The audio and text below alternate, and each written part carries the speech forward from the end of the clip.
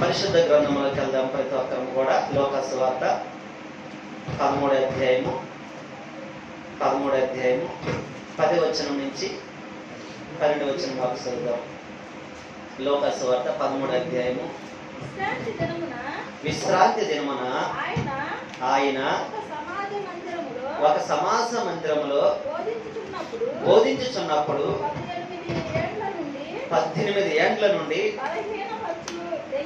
బలహీనపరుచు దెయ్యము పట్టిన ఒక స్త్రీ అచ్చట నుండెను.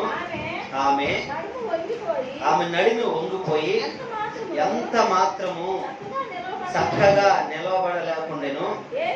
యేసు ఆమెను చూచి రమ్మని పిలిచి, అమ్మా, నీ బలహీనత నుండి విడుదల పొందమని ఆమెతో చెప్పి ఆమె మీద చేతులు ఉంచగా ఆమె చక్కగా నిలబడి దేవుణ్ణి మహిమపరచును. దేవునికి స్తోత్రాలు చెల్లిద్దాం.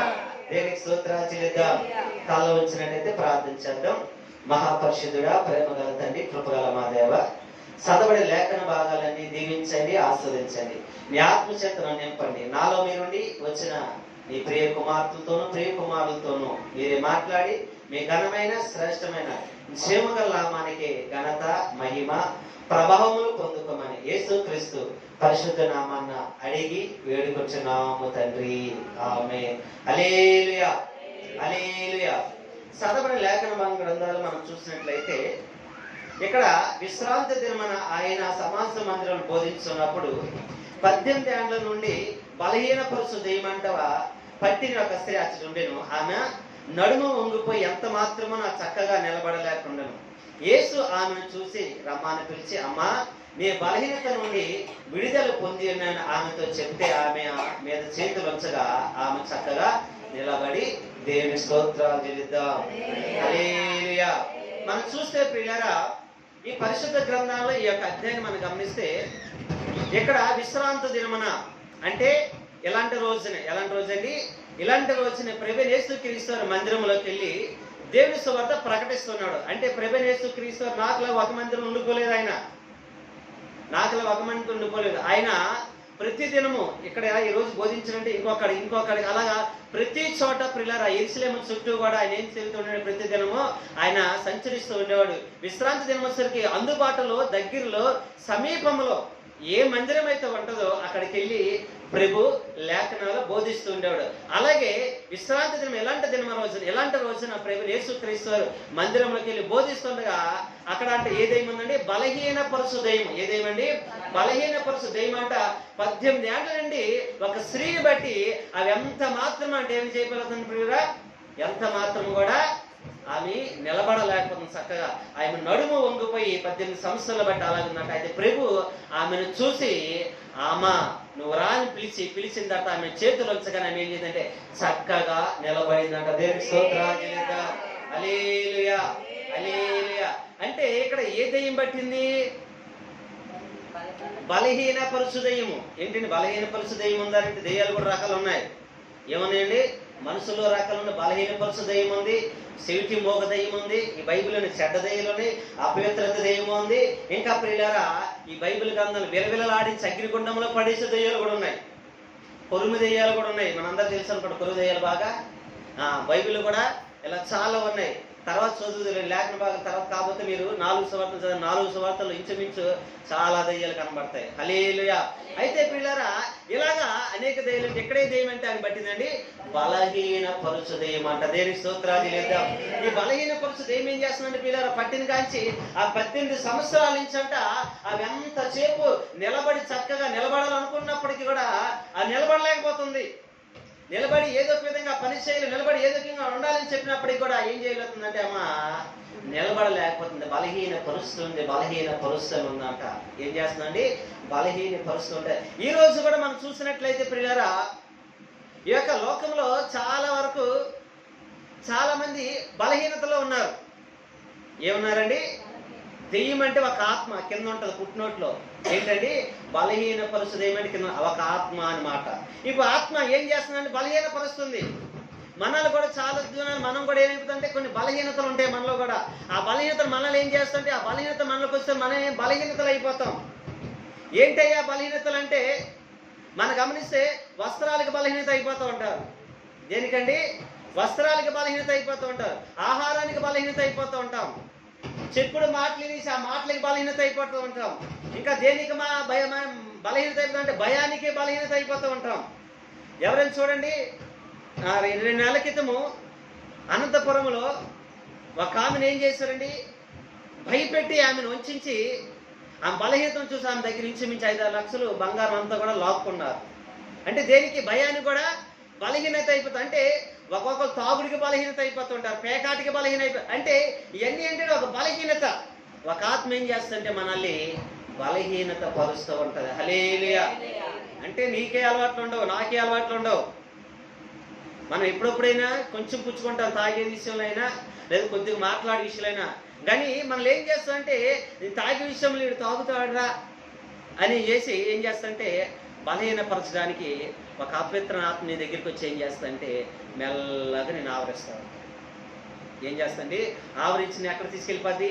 బలహీనతలో, తాగుడని బలహీనతలు లాగేస్తుంది. నువ్వుకే పని చేయలేవు, ₹1 ఇంట్లో ఇవ్వలేవు, ₹1 ద్వారా నీ కుటుంబంలో నెమ్మది కలగదు, ₹1 ద్వారా ఏమీ కలగదు ప్రియులారా.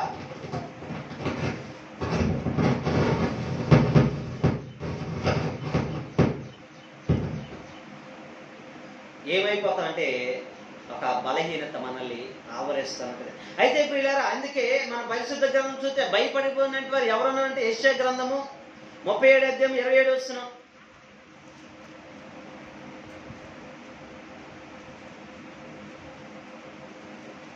యెషయా గ్రంథము 37:27.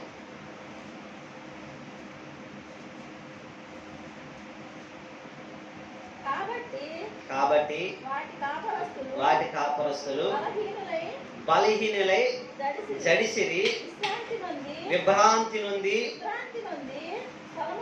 పొలములోని గడ్డివలెను కాడవేయని చేలవలెను అయిన. దేవునికి స్తోత్రాలు లేదా. ఇక్కడ చూస్తే ప్రియులారా, ఇక్కడ చెప్తున్న మాట ఏంటంటే యెషయా భక్తుడు, కాబట్టి వాటి కాపురస్తులు బలహీనములై ఉండిరి, వాళ్ళు జడిసిరి, విశ్రాంతి దినమున వాళ్ళు పొలములే విభ్రాంతి గడ్డి వలె ఎలా ఉన్నారంటే కాడవేని చాలవలు అయిపోయారంట. గడ్డి అంట ప్రియులారా, గడ్డి వలె అయిపోయారంటే ప్రజలందరూ. గడ్డి ఎలా అయిపోద్దండి? గాలి ఇటు వాలిపోద్ది, అటు వాలిపోద్ది, ఎటు పడితే అటు వాలిపోద్ది, ఎండ వస్తే మాడిపోద్ది కూడా. ఇంకా కొంతమంది ఎలా ఉన్నారంటే కాడ వెయ్యిని. గడ్డికి ఏముంటుందండి? కాడుంటే ఏముంటుంది? ఆ గడ్డి నిలబడగలుగుతూ ఉంటుంది. గాలి వచ్చినా వరద వచ్చినా అది అలాగా నిలబడగలుగుతాం, తట్టుకోగలుగుతుంటది. కాడ లేకపోతే ఏమవుతుందంటే ఇటు అటు ఇటు ఎటు పడిపోతుందో తెలియదు ప్రియులారా. ఇక్కడ కూడా చూస్తే ప్రియులారా, ఇక్కడ ఇసుకే దగ్గరికి వచ్చి అసూరు రాజు భయపెట్టాలని చూస్తూ ఉంటాడు. ఏమనంటే చుట్టుపక్కల దేశాలందరూ చూపిస్తూ ఉంటాడు. ఆమాసు వారు ఏమయ్యారు, ఫిలిప్పీలు ఏమయ్యారు, ఆ చుట్టుపక్కల ఉన్న అన్ని దేవతలు వాళ్ళ రాజులందరూ వాళ్ళ దేశాలు ఏమైపోయి, నీ ఒక్కడివే, నీ దేశం ఒకటే, నీ దేవుడు రక్షించినా నిన్ను కాపాడునా ఎవరు నమ్ముకొని నా మీదకి వస్తున్నారని చెప్పి అసూరాజు ఇసుక మీదకి వస్తే ఈ మాట చెప్తారు. అందుకే చెప్తున్నాడు, కాబట్టి వాటి కాపురస్తులు బలహీనులై జడిసిరి, విభ్రాంతి నొందిరి, పొలములోని గడ్డి వలెను కాడవేని చేలివలెను అయ్యారంట. దేనికి స్తోత్రాలు ఇద్దాం. అంటే భయాన్ని కూడా ఏమైపోతాం? మనం భయపడితే బలహీనత, మనలో కూడా బలహీనత ఉంటే ఏమైపోతాండి? భయపడిపోతాం. కరోనా టైంలో ఏమైపోయింది బలహీనత? అమ్మ ఆ ప్రదేశానికి వెళ్ళకూడదంటే వెళ్ళే వాళ్ళు ఎవరైనా బలహీనత. ఏ బలహీనత? అమ్మ వ్యాధి మనకి ఎక్కడైనా సోకుతుందేమో, మనకి ఎక్కడైనా వస్తుంది. అందుకే మత్తయి సువార్త 26:41 ప్రభువైన యేసుక్రీస్తు వారు ఏమని చెప్పారంటే, పిల్లరా మీరు చదవద్దుగా నేను చెప్పేస్తుంటాను, మీరు శోధనలో ప్రవేశించుకున్నట్లు మెలిక ఉండి ప్రార్థన చేయండి, ఆత్మీయ సిద్ధమే గాని శరీరము బలహీనము. దేనికి స్తోత్రాజలిద్దాం. ఏంటంటే అండి, ఆత్మీయ సిద్ధమే కానీ శరీరము బలహీనము. అయితే మనం ఎలాగుండి ప్రార్థన చేయాలి? మెలికు కలిగి ప్రార్థించాలి. మెలికు కలిగి చూడండి, దేశ సరిహద్దుల్లో బోర్డర్లు ఉన్న సైనికుడు ఏం చేస్తుంటాడండి? మెలికు కలిగి ఉంటాడు. ఎప్పుడైనా కన్ను మూర్చను అనుకోండి ఏమవుతాడు? అయితే అతను చనిపోవచ్చు, అతను దాటుకుని అనేక మంది శత్రువులు దేశంలో సొరబడవచ్చు. కానీ శత్రువులు సొరబడకంటే తన మీద దాడి చేయకుండా ఏం చేస్తాడు? మెలికు కలిగే ఉంటాడు. అలాంటిది ప్రభు రాకడ కొరకు, పరలోక నివాసం కొరకు మనం ఏం చేయాలంటే మనం కూడా మెలుకు కలిగి ఉండాలి. దేనికి స్తోత్రాలు. ఎందుకంటే పిల్లలు మెలుకు కలిగి ప్రార్థించకపోతే బలహీనంలో మనం ఉన్నాం అనుకోండి, అపవాది మన మీద దాడి చేస్తూ ఉంటాడు. ఏం చేస్తాడండి? దాడి చేస్తా. దేని మీద దాడి చేస్తుంది? నీ బలహీనత మీద. ఏ బలహీనత మీద? నీకే బలహీనత ఉందో ఆ బలహీనత మీద దాడి చేస్తూ ఉంటాడు. అయితే ఎలాగ మనం ఈ బలహీనతను జయించాలి? ఈ బలహీనతను ఎలా జయించాలి? మనలో ఉన్న బలహీనతలు ఎలాంటివి? బలహీనతలు జయించగలమంటారా? అసలు మనలో బలహీనతలు ఎలాగ వస్తూ ఉంటాయి? మనం గమనించినట్లయితే పిల్లరా, నా వైపు చూడండి, అందరూ కూడా బైబిల్ ఎవరు తీయద్దు, నేను చెప్తున్నప్పుడు మాత్రమే చూడండి. మన బలహీనతను ఎలాగ ముందు మనం జయించగలుగుతాం? మనలో అపవిత్ర ఆత్మ పట్టినానికి ఏం పట్టిందంటే బలహీనత గల దెయ్యం పట్టిందంట. ఏదేమండి? బలహీనత గల దెయ్యము. మనము కూడా ఈ లోకంలో గమనించినట్లయితే మనకి కూడా చాలా వరకు చాలా మందికి బలహీనతలు ఉంటాయి. లోకానుసార బలహీనతలు, భౌతికపరమైన బలహీనతలు. ఏ బలహీనతనండి? భౌతిక పరంగా అంటే లోక సంబంధంగా చదవాలని, ప్రయోజకులు అవ్వాలని, లేదు జాబ్ చేయాలని, వ్యాపారం చేయాలని, ఉద్యోగం చేయాలని మనకి కొన్ని ఏముంటాయంటే కొన్ని లక్ష్యాలు ఏర్పాటు చేసుకుంటాం. ఆ లక్ష్యాలు చేరుకోవడానికి మనం ఏం చేస్తామంటే పిల్లరా, ఆ లక్ష్యాలు చేరుకోవడానికి మనం ఏం చేస్తామంటే చెయ్యని ప్రయత్నాలు ఉండవు. అవునంటారు కాదంటారా? ఈ ప్రయత్నాలు చేస్తున్నప్పుడు స్కూల్లోనూ కాలేజీలోని పిల్లలు ఎలా చదువుతారంటే ఫస్ట్ ర్యాంక్ వస్తాయి, ఫస్ట్ చదువుతారు. అబ్బా ఫస్ట్ ర్యాంక్ వచ్చింది, ఫస్ట్ క్లాస్ చదువుతున్నారని చెప్పి తల్లిదండ్రులు డిగ్రీలోకి వెళ్ళేసరికి ప్రయోజకుడు అయిపోతారు, జాబ్ వస్తుంటాయి. ఇంకా తన బలహీనతలు చూస్తూ ఉంటారు. ఎవరు? స్నేహితులు, బంధువులు చూస్తూ ఉంటారు. అరే వీళ్ళు చదివితే మనల్ని మించిపోతూ ఉంటారు, వీడు మనకంటే బాగా చదివేస్తాడు, వీడు మనకంటే ప్రయోజకుడు అయిపోతాడు, మనకంటే ఉద్యోగస్తులు అయిపోతాడు, వీడు అవ్వకూడదురా, వీడి బలహీనత ఏంటి అని ఏం చేస్తూ ఉంటారండి? సినిమాలు చూసే బలహీనత ఉందనుకోండి, చదువుకున్న టైంలోకి వచ్చి అరే ఈరోజు సినిమాకి వెళ్దాం, ఆదివారంగా సెలవు అని చెప్పి అంటారు. లేదా నీకు చదువుకోలే ఎగ్జామ్స్ ఉన్నాయంటే అరే ఒక సినిమాకి భలే బాగుందంట అని చెప్పి సినిమాకి తీసుకెళ్తా ఉంటాడు. అరే నేను పెట్టుకుంటారా డబ్బులు అని చెప్పి తీసుకెళ్తా ఉంటాడు. అలాగా డబ్బులే ఖాయం పెట్టుకుంటే ఇంకేమీ ఉండదు.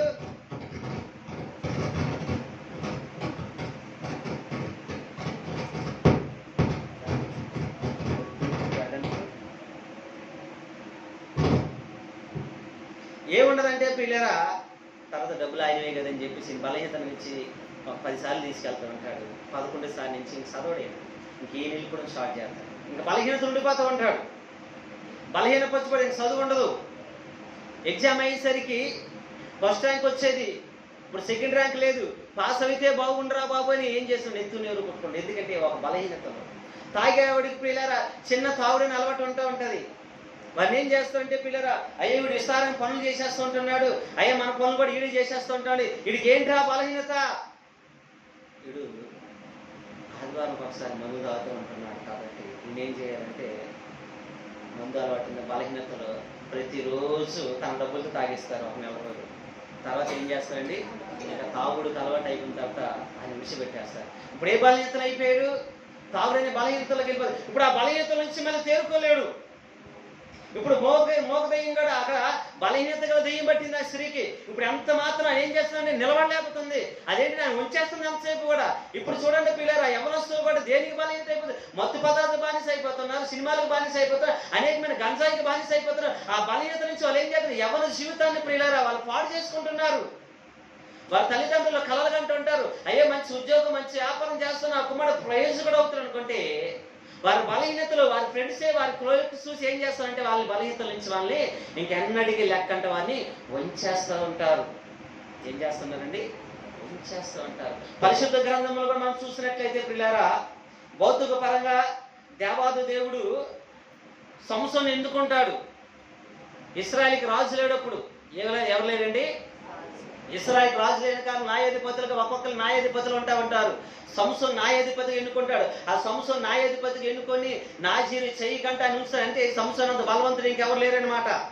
అలాంటి వాడిని ఎన్నుకుంటే పిల్లరా, ఈ సంసోను ఇశ్రాయేలు ప్రజల్ని బాగానే పరిపాలిస్తుంటాడు, పిలిస్తున్న దాడులు చేస్తుంటాడు. అయితే తన బలహీనత ఏంటయ్యానంటే స్త్రీ బలహీనత. ఇలా పిలిస్తులు తన బలహీనత ఎక్కడ ఉంది, తన శక్తి ఎక్కడ ఉంది, బలం ఎక్కడ ఉందని చెప్పి కనుక్కుంటే ఎలా పట్టుకోవాలి, ఈ యొక్క సంస్థను ఎలాగైనా పట్టుకొని బంధించాలి.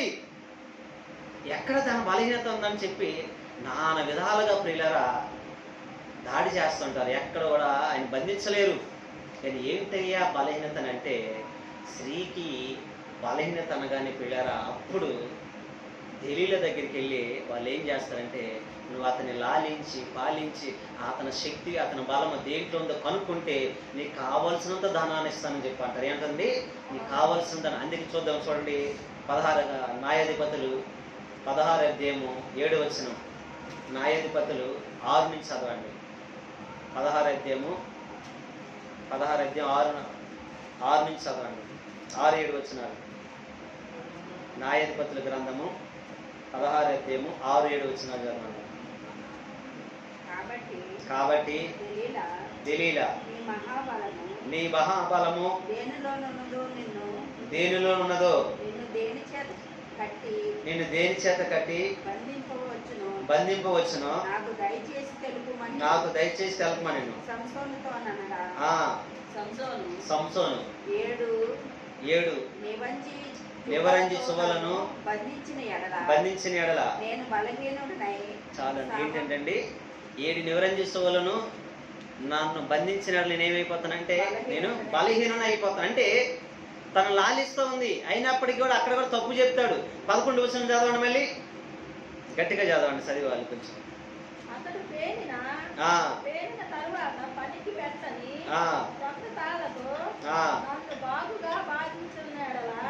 బంధించిన ఎడలండి. ఇక్కడ చెప్తున్నాడు. మళ్ళీ కూడా ఇక్కడ కూడా ఏం చేస్తుందంటే ప్రియులారా మళ్ళీ లాభం చేస్తుంది, ఎలా పట్టుకోవాలని చెప్పి తన బలహీనతను గురించి అని నా కొత్త తాళ్ళుతో పేనిన కొత్త తాళి దేనికి కట్టకుండా ఆ తాళ్ళుతో బంధిస్తే నేను అయిపోతాను, బలహీన అయిపోతాను, సామాన్య మనుషుల్లాగా అయిపోతాను అంటాడు. అంతేకాదు అక్కడ కూడా ఆయన తప్పు తెలిస్తే అప్పుడు కూడా బంధిస్తూ ఉంటారు. అప్పుడు కూడా తను ఎర్రజిమ్ముకుని తప్పించుకుంటాడు. తర్వాత ఇంకొక వచ్చిన మనసు అయితే 16 వచ్చిన 16 అధ్యాయం 16-17 వచ్చిన చదవండి. ఆమె అనుదినము మాటల చేత ఆయన బాధించి తొందర పెట్టుచున్న తన ప్రాణం విసిగి అప్పుడు అతడు నా తల్లి గర్భము నుండి పుట్టినది మొదలుకొని దేవునికి నా జీవి చేయకుండా నా తల మీదకి మంగళ గతి రాలేదు, నా క్షౌరము చేసిన ఎడల నా బలము నాలో నుండి తొలగిపోతున్నా. హల్లెలూయా. ఇక్కడ చూడండి పిల్లలు, లాలం చేసరికి తన బలహీనత ఏం చేశాడంటే ఇసుకుపోయాడు. ఆయన ఇసుకుపోయి చెప్పేస్తుంటాడు, నా తల మీదకి మంగళ గతిరాలు పుట్టిన కానీ నేను నాజిరి చేయబడ్డాను కానీ పిల్లరా ఆ బలహీనత కొనుక్కొని తన మంగళ కత్తిరించిన తర్వాత ఎప్పుడు వెళ్ళి ఎర్ర జిమ్ముకొని తప్పించుకొని వెళ్ళిపోదాం అనుకుంటాడు పిలిస్తులు రాగానే. కానీ తన బలహీనత వాళ్ళు ఏమైపోతారంటే పిల్లరా బంధించబడిపోతూ ఉంటాడు, సామాన్య మనుషులుగా అయిపోతూ ఉంటాడు. తర్వాత బంధించి తీసుకెళ్ళిపోయి శరసాల్లో పెట్టేసి పిల్లరా ఒక గానుగుని తిప్పిస్తూ ఉంటారు. తర్వాత 2 కళ్ళను కూడా తీసి ఓడబేకేస్తూ ఉంటారు. ఏమైపోతాండి? బలహీనతలు ఏమైపోయాడు? తన 2 కళ్ళు పోగొట్టుకున్నాడు. అంటే మనం భౌతిక పరంగా ఎదగాలనుకుంటాం, భౌతిక పరంగా ఉన్నతమైన స్థితిలో ఉండాలనుకుంటాం, భౌతిక ప్రయోజనాలుగా ఉండాలనుకుంటాం. కానీ మనల్ని ఏం చేస్తాం? మన బలహీనతలు మనం ఏం చేస్తాం అంటే లాగుతూ ఉంటాయి. ఆ బలహీనతలకి ఏమైనా నువ్వు నేనేమగలిగితే లోన్ అయిపోకూడదు. బలహీనతలకి ఏమకూడదండి? బలహీనతలు లోనకూడదు. అవి ఎప్పుడు ఉంటాయి బలహీనతలు. కానీ ఏం చేద్దాం? వాటిని విరచమ్ముకొని రావాలి నువ్వు. దేనికి స్తోత్రాలు చెల్లిద్దాం. బలహీనత వల్ల చూడండి పిల్లలు, బలహీనతలు ఎలాంటి? అబ్బా ఉదయాన్నే నేను మందిరికి వెళ్ళాలి, ఆడావిడిగా రెడీ అయిపోతాం. నీకు బలహీనత ఏంటి? ఎక్కడైనా ఫంక్షన్ ఉన్నదంటే నీ బలహీనత ఫంక్షన్కి వెళ్ళాలి. నీ బలహీనత మామూలుగా చెప్తున్నా. ఇంకేం అవుతుంది? అమ్మా నాకు పెళ్ళి ఉంది, అక్కడ పెళ్ళి ఉంది, రావా, ఇలా చెప్పారు అన్నాను అంటే నువ్వు ఇంకేమైపోతావు? మనం అబ్బాయికి చర్చికి ఎందుకులే, ఇంకమ్మో పెళ్ళి అంట. మన బలహీనత మీద ఎక్కడ వచ్చుకొడతాడు అపవాది? ఫంక్షన్ మీద వచ్చుకొడతాడు. ఎందుకని? రాజుగారు బాగా ఉన్నట్టు ఉన్నది. ఇంకా అయిపోయి ఏమైపోతాం? వెళ్ళిపోతాం. ఇంకా చర్చికి రాము. ఇంకా తర్వాత ఇంకో బలహీనత ఉంటుంది, కొంతమందికి ఇంకో బలహీనత ఉంటుంది. ఏ బలహీనత? ఇంకే బలహీనత ఉంటుందండి? మనిషిలో బలహీనత ఉంటుంది. అబ్బా సీరియల్ అక్కడికి ఆగిపోయి మందిరంకి వెళ్ళిపోతే ఈ సీరియల్ ఏమైపోతాయో, మందిరంకి వెళ్ళిపోతే ఏమైపోతాయో, అయ్యగారు ఏం మొదలు అయిగరేం 11 అయిపోద్ది, ఇవి అయిపోతాయేమో ఏమైందిలే ఒక్కసారికే ఆగిపోతూ ఉంటాం. తర్వాత మరుసటి అలాగే స్వచ్ఛాదివారం ఇలాగే ఇంకా ఆగిపోతూ ఉంటాం. ఇంకేమైపోద్ది? ఇంకొంతమందికి ఏ బలహీనతలు ఉంటాయి? నలుగురితో మాట్లాడాలంటే చాలా సరదా బలహీనతలు ఉంటాయి. ఇంకా వచ్చారు లేదా ఇంకా అవకాశం దొరికింది మన మందిరానికి రెడీ అయిపోతాం. ఇంకా అయితే ఏమైపోతాయి? వాళ్ళు విడిచిపెట్టి మనం మందిరానికి రావాలి. మనం ఏమైపోతాం అంటే చెప్పు ఇంకా చెప్పు ఇంకా చెప్పు ఇంకా చెప్పు. ఎప్పుడు వారు చెప్తారంటే మందిరం విడిచిపెట్టి వారు కూడా చెప్పు. అప్పుడు అబ్బా అయిపోయింది టైం, ఓకే అక్క మందిరానికి వెళ్ళిపోయి టైం అయిపోయింది పని చేస్తాం అప్పుడు అంటారు. ఎన్ని బలహీనతలు మనల్ని అంటే ఒక ఆత్మ మనల్ని ఏం చేస్తా అంటే దైవ ఆత్మలో మనల్ని ఎదగనేయకుండా, దైవ విషయంలో మనం ఉండకుండా, దేవునితో మనం గడపకుండా, దేవుని యొక్క స్వరూపంలోకి మనం నడకంటే ఏం చేస్తా అంటే పిల్లరా బలహీనత గల దెయ్యములు మనం వెనక లాగుతూనే ఉంటాయి. ఇక్కడ బలహీనతల దెయ్యం ఏం చేస్తుందంటే ఎంతసేపు వంచేస్తుంది, లెగనివ్వట్లేదు. మనం చూస్తే పిల్లరా ఆటల్లో బలహీనతలు కలిగినట్టు వారు కొంతమంది ఉన్నారు.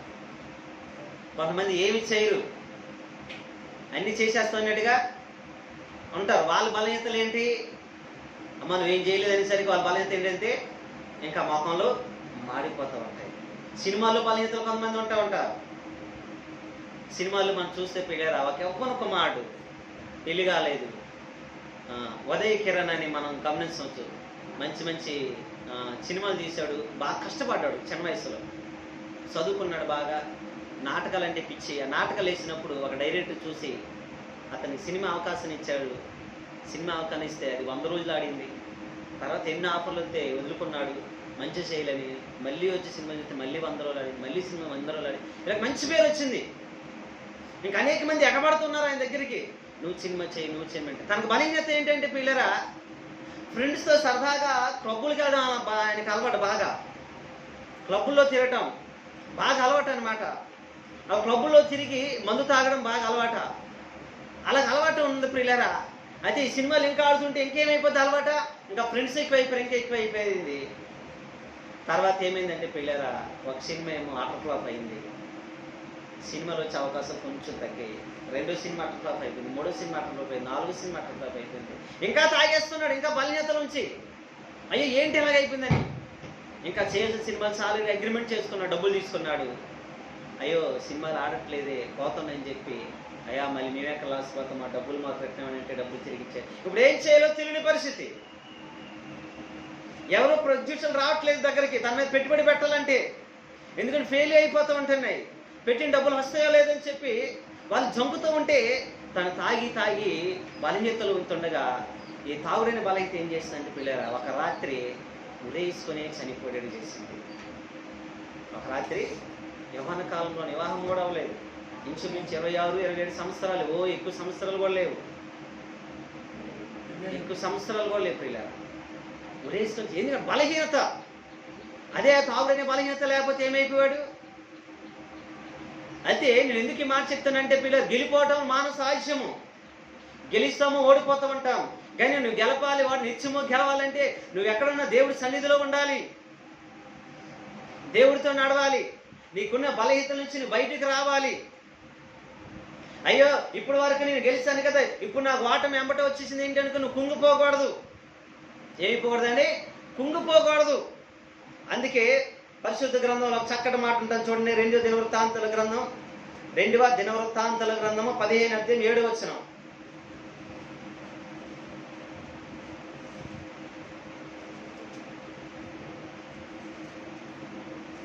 రెండవ దినవృత్తాంతాల గ్రంథము 15వ అధ్యాయం 7వ వచనం. అమ్మా 2వ దినవృత్తాంతం 15:7 వచనం. 15:7. కాగా మీరు బలహీనులు కాక ధైర్యం వహించుడి, మీ కార్యము సఫలమగును. దేనికి స్తోత్రాజలిద్దాం. భౌతిక పరంగా మనం లోకానుసారంగా ఉన్నప్పుడు మన ప్రయోజకులు అవ్వాలి, ఉద్యోగంలో ప్రయోజకులు అవ్వాలి, లేదా వ్యాపారంలో ప్రయోజకులు అయినప్పుడు నువ్వు ప్రయత్నించే ప్రతి ప్రయత్నంలో నీ వెనకతో బలహీనత ఉంటుంది, నేను బలపరిచేవాళ్ళు ఉంటారు. కాబట్టి గెలుపు ఓటములో ప్రేమ మానవ సాహిత్యము. కాబట్టి నువ్వు గెలిచినప్పుడేమో సంతోషించడం, ఓడిపోయినప్పుడు నువ్వు తలకాయ బాదుకోకూడదు, ఆవేశంతో ప్రాణం తీసుకోకూడదు, ఆవేశంతో కుంగిపోకూడదు. నువ్వేం చేయాలంటే బలహీనతలు కూడా దేవుడు చెప్పు, కాగా మీరు బలహీనులు కాక ధైర్యం వహించుడి, మీ కార్యము సఫలపరచును, దేవునికి స్తోత్రాలు చెల్లిద్దాం. అంటే మనం ధైర్యం వహించాలి. ఈ 18 సంవత్సరాలు వంగిపోయిన స్త్రీ ప్రియులారా, అయ్యా నా నడుము వంగిపోయింది కదా, ఇంకా నేను నిలబడలేకపోతాను, దేవుని సన్నిధికి ఎందుకని చెప్పాను, రాకని ఇంట్లో ఉండలేదు.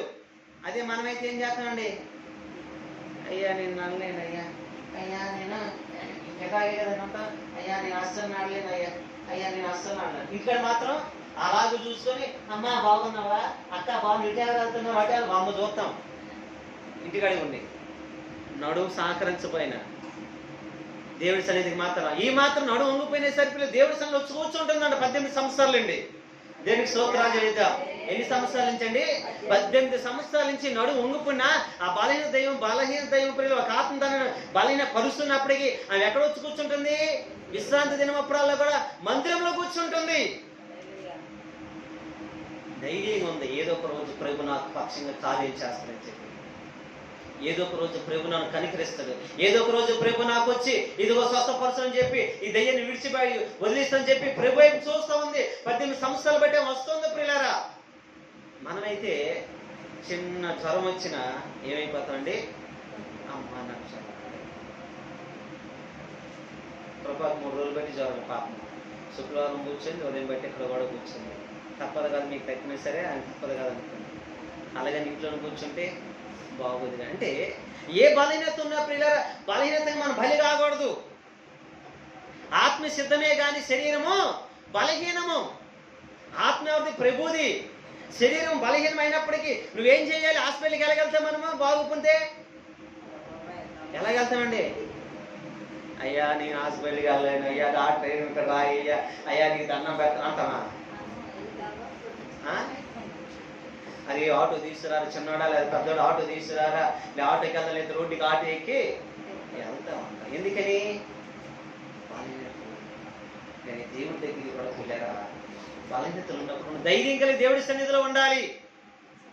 ఏముండాలండి? దేవుడి సన్నిధిలో ఉంటే నీ కార్యము సఫలపరచును. దేవునికి స్తోత్రాలు చెల్లిద్దాం. భౌతిక పరంగా ప్రియులారా, మొదటగా మనం బలహీనలుగా ఉన్నప్పుడు కూడా మనం ఏం చేయాలండి? ధైర్యంగా ఉండాలి. భౌతిక పరంగా అది ఉద్యోగం అవ్వచ్చు, వ్యాపారం అవ్వచ్చు, ఏదైనా అవ్వచ్చు. నేను ఏ విధంగా ఏ మనుషులు ఎలా బలహీనపరిచినప్పుడు ఏం చేయాలంటే దేవుడి సన్నిధికి వచ్చి నువ్వు ధైర్యం కలిగి ఉండాలి. దేవుడికి స్తోత్రాలు చెల్లిద్దాం. ఒక దినాన దేవుడు ఏం చేస్తాడు? నీ పక్షంగా కార్యము సఫలము చేస్తుంటాడు. దేవుడికి స్తోత్రాలు చెల్లిద్దాం. హల్లెలూయా. మొదటగా ఎలాగ బలహీనపరిచి భౌతిక పరంగా బలహీనం అయిపోతుంది. రెండోది ఎలాగ బలహీనం అయిపోతాం అంటే పిల్లరా, ఆత్మీయంగా బలహీనం అయిపోతాం. రెండోది ఎలాగండి? సంఘానికి వస్తూ ఉంటాం. సంఘానంటే ఆత్మీయత, రక్షణ పొందుకుంటూ ఉంటాం. ఏమైపోతూ ఉంటాము? పక్కింటామో, పొరిగింటామో, ఎదిరింటామో, లేదా సంఘ సభ్యులో. ఎందుకమ్మా ఇన్ని రోజులు బట్టి సంఘానికి వస్తున్నావు, ఇప్పుడుకొచ్చి నీ సమస్యలు అలాగే ఉన్నాయి, ఇప్పుడుకొచ్చి నీ అప్పులు ఎలాగున్నాయి, ఇప్పుడుకొచ్చి నీ తిప్పలు ఎలాగున్నాయి, నీ కుటుంబం మారిందా, నీ కుమారుడు మారాడు, నీ భర్త మారిందా, ఏం మారారమ్మా అని చెప్పి ఆత్మీయంగా ఏం చేస్తారంటే పిల్లలు బలహీనపరుస్తూ ఉంటారు. ఏం చేస్తుంటారండి? ఆత్మీయంగా బలహీనపరుస్తూ ఉంటారు. ఆత్మీయ కొంగ తీసేస్తుంటారు. ఆత్మీయ వెనకలాగుతూ ఉంటారు. ఆత్మీయంగా మనల్ని పడివేస్తుంటారు. నువ్వెంత కన్నీరు కారుస్తున్నావు, ఎందుకమ్మా మోకాల మీద గంటలు గంటలు గంటలు గంటలు ప్రార్థన చేస్తాను అంటారు. ఎవరంటారు కాదంటారండి? వెనక లాగేస్తూ ఉంటారు. ఆత్మీయంగా నేను దెబ్బతీయాలని చూస్తారు. ఆత్మీయంగా బలహీనపరచాలని చూస్తూ ఉంటారు. ఇక్కడ కూడా దేవుని కూడా ఆయన దేవుని నమ్ముకున్నామే, ఆమె కూడా బలహీనపరుస్తుంది. అయినప్పటికీ కూడా ఏం చేస్తుందండి? దేవుని సన్నిధిలోనే ఉంది. ఎక్కడ ఉందండి? దేవుని సన్నిధిలో ఉంది. ఆత్మీయంగా వెనక లాగేస్తూ ఉంటారు. నేను ఎంతమంది నేను ఆత్మీయంగా వెనక లాగాలనుకున్నప్పుడు ఎన్ని మాటలు నేను చెప్పినప్పటికీ నీ కుటుంబం ఏ కార్యం చేసింది, నీకో సేవకులు ఏం ప్రార్థన చేస్తున్నారు, నీకో సంఘం ఏం ప్రార్థన, దేవుడు నీకు ఏం చేశాడు అన్నిగా మాట్లాడిన వాళ్ళు కూడా ఉంటారు. నేను తప్పించాలని చూస్తున్న వాళ్ళు కూడా ఉంటారు. ఆత్మీయ స్థితి నుంచి బయటికి లాగేయాలని కూడా అనుకుంటారు. అది కూడా నువ్వేమమ్మకూడదంటే పిల్లరా, ఆత్మ నుంచి బయటికి జారిపోవడం. హల్లెలూయా. మనం ఏం చేస్తామండి? నిజమేనండి, సేవకులు వాళ్ళతోటే మాట్లాడుతాడు, వాళ్ళకే ప్రార్థన చేస్తూ ఉంటాడు, నాకు ప్రార్థన చేయడు, ఇలాగంటారు, వాళ్ళకి వెళ్ళిపోతా ఉంటారు. ఏమని పద్మాల్లో ఇలా గంటలు వాళ్ళకి చేస్తాను, 4 గంటల కొద్ది ప్రాణం చేయాలి, వాళ్ళకి స్వస్థతని నాకు స్వస్థత జరగట్లేదు, అందుకనేమో అమ్మో నేను మానేస్తాలే. హల్లెలూయా. అవునంటారు కాదంటారండి? నీ గంట ప్రార్థన చేసింది కాదు, నిమిషం ప్రార్థన. విశ్వాసం నీలో ఉండాలి కార్యం జరగాలంటే. విశ్వాసంతో వాళ్ళ తల్లిదండ్రులు లేదు కానీ కిరణ్కి వచ్చింది ఆలోచన, మరి గొప్ప ఆలోచన. పాస్టర్ గారు ప్రార్థన చేయండి, పాస్టర్ గారు ప్రార్థన చేయండి అని రాత్రి 11:30కి ఫోన్ చేసుకుంటే ఆయన విశ్వాసమే తన అక్కాల బిడ్డను స్వస్థపరిచింది. దేనికి స్తోత్రాలు చెల్లిద్దాం, దేనికి స్తోత్రాలు చెల్లిద్దాం. ఎంతెంత గ్రూపులు ఉన్నాయి, తర్వాత లైవ్ లో చూసి ఎంతెంత గ్రూపులు ఉన్నాయి. వీళ్ళంతా వెనకతలంతా ఎంతెంత గ్రూపులు. కానీ మన శుక్లాన్ని చూసేసరికి చాలా వరకు 100కి 90% కూడా లేవు, 2-3 పెద్దగా ఉన్నాయి. అంటే విశ్వాసం ఉండాలి. అది గండ ప్రార్థన, ఇంత ప్రార్థన అని కాదు. అది ప్రార్థన ఏంటి? నీళ్ళు విశ్వాసం అంటే కార్యం జరుగుతూ ఉంటది. నువ్వు ఎంతసేపు అవిశ్వాసాలు నుండి దేవుడి సన్నిధికి వచ్చి నీళ్ళు విశ్వాసం లేకుండా అమ్మ ఏదో వెళ్ళామలే వచ్చానంటే నీళ్ళు ఆత్మీయత లేదు. ఇంకా నువ్వు చెప్పుడు మాటలకింటే ఆత్మీయతనే ఉండదు, బలహీన పరిచిపోతూ ఉంటావు. అమ్మ ఏం చేశారులే, కార్యం జరుగుతూ ఉంటుందా? నువ్వు 7 రోజుల పాసం ఉంటావు. అమ్మ చేపలు చెప్పారు, కార్యం జరుగుతుంది. ఆ విశ్వాసం వేరు, కార్యం జరుగుతుంది. ఏం చేసాంలే అమ్మ, ఏదో చేసాం, ఏం జరుగుతుందిలే, ఇంక జరగదు. ఇంక ఆ మాట నీళ్ళకి వచ్చిందంటే ఇంక జరగదు. ఏంటంటే ఇంకేం జరుగుతుంది అనుకుని జరగదు. విశ్వాసం ఉండాలి. రాజుగారి దగ్గరికి వెళ్ళేప్పుడల్లా ఒకటే మాట చెప్పేవాడు. రాజుగారు 3 నెలలు చెప్పినప్పుడల్లా కానీ 3 నెలలు ఇప్పేస్తా నిప్పేస్తారు. ఆయన అలాగనేవాడు. నిప్పితే నీ దేవుడికి వచ్చేది, నిప్పితే దేవుడికి వచ్చేస్తుందండి అలాగనేవాడు. కానీ డాక్టర్ ఏమో 2 సంవత్సరాలు చెప్పాడు, 3 నెలలు అట్టి ఇప్పేస్తారని ఏ రోజు అనలేదు ఆయన. ఆ విశ్వాసం ఈ రోజు నడిపించింది. అది ఉండాలి విశ్వాసం. ఆత్మీయంగా మనం బలహీనపరుస్తున్నప్పుడు మనం చెప్పుడు మాటలు లోపుకోకూడదు. వెనకతలు చెప్పి లాగేవారి మాటలకి మనం వెళ్ళిపోకూడదు. వెనకతల పరిశుద్ధ గ్రంథం మనం చూస్తే పిల్లరా, మొదటి రాజుల గ్రంథం 19వ అధ్యాయము 2, 3, 4 వచనాలు చదువుదాం.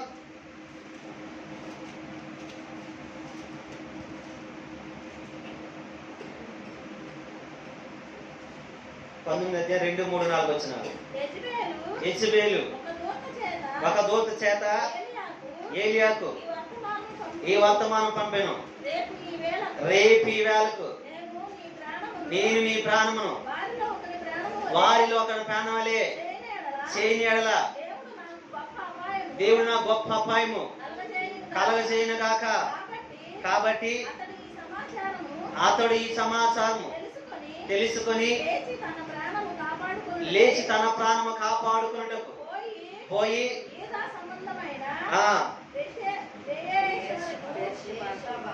బేర్షెబాకు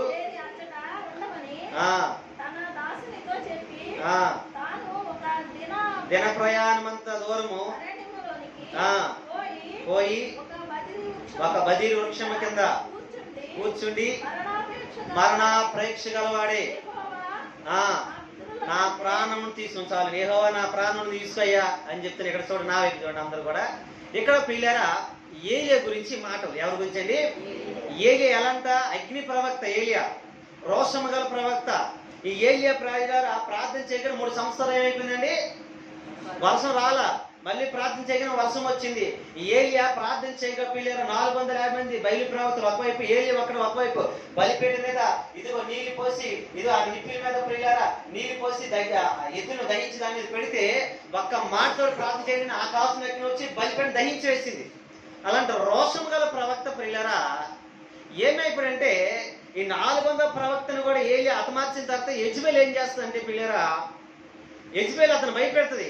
ఏలియా నువ్వు యెజబెల్ ప్రవక్తను ఏ విధంగా చేసావు? ఆ వాళ్ళు ఒకరి ప్రాణం, నీ ప్రాణం రేపు పొద్దున నీ తీయకపోతే ఒట్టు అనగానే ఈలోపే భయపడిపోయి మరణ ప్రేక్ష గలవాడు భయపడి ఏం చేస్తాను చెప్పి పారిపోయి బదీరు వృక్షం కింద కూర్చున్నాడు, ఏడుస్తూ ఉంటాడు.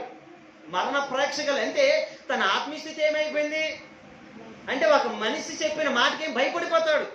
అంటే ఆయన ప్రార్థన చేయగా వర్షం ఆగిపోయింది, ఆయన ప్రార్థన చేయగా ఆకాశం అగ్ని వచ్చి దహించి వేసింది, ఆయన ప్రార్థన చేయగా పిల్లలు అద్భుతాలు జరుగుతూ ఉన్నాయి. అలాంటి అగ్ని ప్రవక్త, రోషం గల ప్రవక్త ప్రియులారా ఏమైపోయాడంటే తన ఆత్మీయస్థితిని బలహీనైపోయింది, పడిపోతూ ఉంటాడు. వెంటనే ప్రభు అక్కడికి వచ్చేమంటాడంటే ఏలియా ఇక్కడ ఏం చేస్తున్నావు? చదవద్దులండి, నేను చెప్తున్నాను. ఏలియా ఇక్కడ ఏం చేస్తున్నానంటే, నా ప్రాణం తీసుకొయ్యా, నా ప్రాణం తీసుకొయ్యా, నా ప్రాణం తీసుకుంటాడు. వెంటనే ఇక్కడి నుంచి నువ్వు లేచి వెళ్ళు అంటాడు. దేవుడికి స్తోత్రాలు లేదా? అంటే ఎవరో భయపెట్టారని మనుషులను భయపడిపోకూడదు. నీ భక్తి నీ ఏం పుట్టించాలి, నీ ధైర్యం పుట్టించాలి. ఏం చేయాలండి? అందుకే యోబు స్నేహితులు ఏమంటారంటే, నీ భక్తి నీకు ధైర్యం పుట్టించదా? ఏం పుట్టించదంటే, నీ భక్తి నీకు ధైర్యం పుట్టించదా? ఎందుకని? యోబు ప్రియులారా ఒకప్పుడు ధనవంతుడు, ఐశ్వర్యవంతుడు, దీవించబడినట్టు వాడు. తన ధనం పోతే పిల్లలు అన్నీ పోతూ ఉంటాయి. యోబు బాగానే ఉంటాడు, కానీ తన ముగ్గురు స్నేహితులు బలపరచకుండా బలహీనపరుస్తూ ఉంటారు. నానా లేనిపోని మాటలని చెప్పి బలహీనపరుస్తూ ఉంటారు. నీ భక్తి నీ ధైర్యం పుట్టించదా? ఆయన ధైర్యంగా ఉన్నాడు, ఆయన స్థిరంగా ఉన్నాడు, ఆయన బలంగా ఉన్నాడు. కానీ వీళ్ళు ఏం చేస్తారంటే గుచ్చుతా ఉంటారు. కానీ అక్కడ యోబుని మనం చూస్తే పిల్లేరా, యోబు గ్రంథంలో మనం చూస్తే ఆయన అనేక మంది గుద్దు నేర్పిన వాడును, మీరు చదవదులండి, బలహీన చేతులను బలపరిచేవాడుగా కూడా ఉంటుంది. ఏం నేర్పినండి? యోబు బుద్ధు నేర్పినవాడు, అనేక మందికి బలహీన పరిస్థితులను బలపరిచేవాడు. ఆ మాటలు కూడా చెప్పి ఏం చేస్తారంటే ఆయన్ని బలహీనపరచాలని చూస్తారు. కానీ యోబు ఎక్కడ బలహీనపరచబడలా. యోబు బలహీనపరచిపోయి, అయ్యో నిజమే కదా, నా భక్తి నాకు ధైర్యం పుట్టించాలి కదా, ఇంత భక్తి చేస్తే దేవుడు నాకు ఇలాంటి కార్యం చేస్తానని చెప్పి లేచి వెళ్ళిపోతే ఏమైపోయింది? రెండింతల ఆశను పొందుకునేవాడు కాదు, మళ్ళీ పరిపూర్ణ ఆశను వచ్చేది కాదు. ఎంతమంది తన ముగ్గురు స్నేహితులు శోధించాడు, తర్వాత ఇంకొకరు శోధిస్తూ ఉంటాడు. ఎవరు శోధించినా సరే తను కూర్చున్న చోట నుంచి లెగిసి లేగలేదు. దేవునికి స్తోత్రాలు లేదా? నేను ఎంతమంది శోధించినప్పటికీ నువ్వు సన్నిధిలోంచి చేయకుండా తప్పిపోకూడదు. ఎంతమంది నుండి వెనక లాగినప్పటికీ, లేనిపోయిన మాటలు చెప్పినప్పటికీ వెనక నేను లాగినప్పుడు వెళ్ళిపోవడం, తప్పిపోవడం, జారిపోకూడదు. ఏమకూడదండి? జారిపోకూడదే. నువ్వు కోల్పోయిన ఆత్మీయ స్థితి, కోల్పోతావు ఆత్మీయ స్థితి. నువ్వు పొందుకోలేవు ఆశీర్వాదాన్ని, దేవుడు దీవులు పొందుకోలేవు. కానీ యోబు ప్రియులారా అలాగే ఉన్నాడు. కానీ ఏలియా మరణ ప్రేక్షకుల్లో ఏడుస్తూ ఉంటాడు, రోషము గల అన్నాడు. చూడండి, అంటే కొన్నిసార్లు మనం కూడా మన ఆత్మీయ స్థితి ఏం చేస్తారంటే పిల్లరా, భయపెట్టు, మంచి మాట చెప్పి మనల్ని కూడా లాగేయలని చూస్తారు. కానీ ఏం చేయాలంటే యోబు వలె నా భక్తి నాకు ధైర్యం పుట్టిస్తుంది చెప్పి ధైర్యంగా నువ్వు కూర్చున్న చోట అలాగే నిలబడాలి. తర్వాత ఎవరు ప్రార్థన చేయాల్సి వచ్చింది? ముగ్గురు స్నేహితులు కోసం ఎవరు ప్రార్థన చేయాల్సి వచ్చిందండి? దేనికని? యోబు స్థిరంగా ఉన్నాడు, నిలబడ్డాడు. కాబట్టి ఎంతమంది తను ఎన్ని మాటలు అనేసప్పటికీ ఎవరి మాట తను తీసుకోలేదు, ఎవరి మాట వినలేదు, ఎవరి మాట ఆలకిస్తున్నాడు, ఎవరి మాట పెట్టుకొని అయ్యో నేను దేవుడి సన్నిధిలో లెగిసిపోవాలి, ఇంకెళ్ళకూడదు అనుకోలేదు.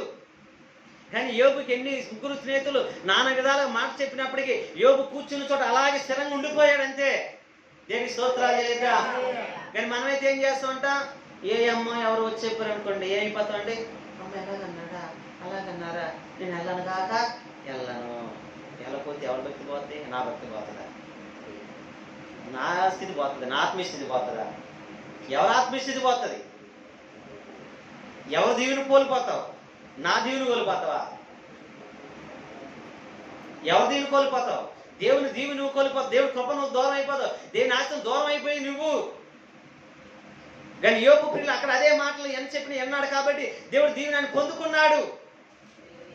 అందుకే దాకా మనం చదువుకున్న పాట ఆరాధనలో, ఏది మారినా నీ మాట మారదయ్యా, ఏది ఆగినా నీ మాట చరుగునయ్యా, ఏది మారినా నీ మాట మారదయ్యా, ఏది ఆగినా నీ మాట చరుగునయ్యా, నీ మాట జీవము గలదయ్యా యేసయ్యా, నీ మాట సత్యము గలదయ్యా, నీ మాట మార్పు లేదయ్యా యేసయ్యా, నీ మాట మరిచిపోయిదయ్యా, ఏది మారినా నీ మాట మారదయ్యా, ఏది ఆగినా నీ మాట కలుగునయ్యా, నీ మాట జీవము గలదయ్యా యేసయ్యా, నీ మాట సత్యము గలదయ్యా.